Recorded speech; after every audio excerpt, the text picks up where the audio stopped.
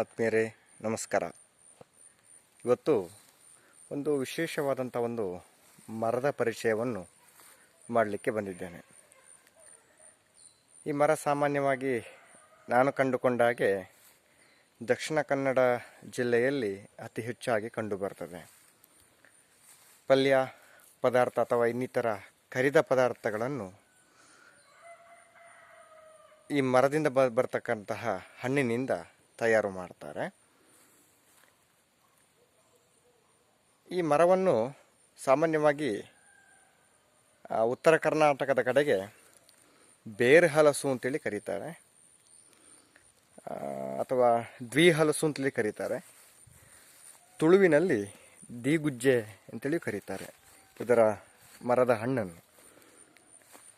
ನೀವು ಗಮನಿಸ್ತಾ ಇರ್ಬೋದು ಬಂಧುಗಳೇ, ನೋಡಿ, ಇದು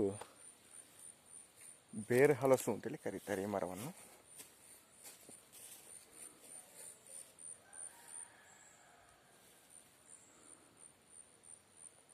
ವಿಶೇಷವಾದಂಥ ಆಕೃತಿಯಲ್ಲಿ ಇದರ ಎಲೆಗಳು ರಚನೆಯಾಗಿದೆ. ಈ ರೀತಿಯಾಗಿ ಸಾಮಾನ್ಯವಾಗಿ ಈ ಕೆರೆಯ ಪಕ್ಕದಲ್ಲಿ ಇದು ಹೆಚ್ಚಾಗಿ ಬಹಳ ಹುಲುಸಾಗಿ ಬೆಳೀತದೆ ಮತ್ತು ಯಥೇಚ್ಛವಾಗಿ ಹಣ್ಣುಗಳನ್ನು ಕೂಡ ಕೊಡುತ್ತದೆ. ಇದು ಬೇರೆ ಬೇರೆ ತಿಂಡಿ ತಿನಿಸುಗಳನ್ನು ಈ ಮರದ ಹಣ್ಣಿಂದ ಮಾಡ್ತಾರೆ. ಬಹಳ ರುಚಿಯಾಗಿರ್ತದೆ, ಗಮನಿಸ್ತಾ ಇರಬಹುದು ನೀವು.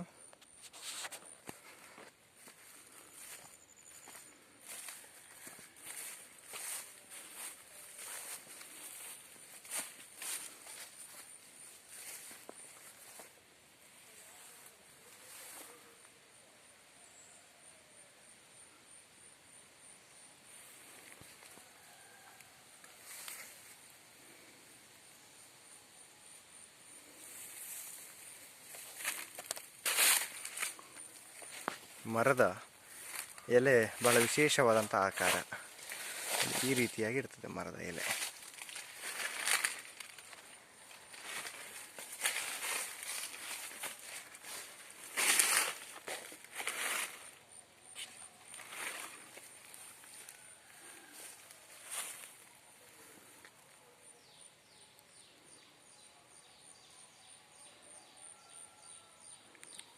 ಧನ್ಯವಾದಗಳು.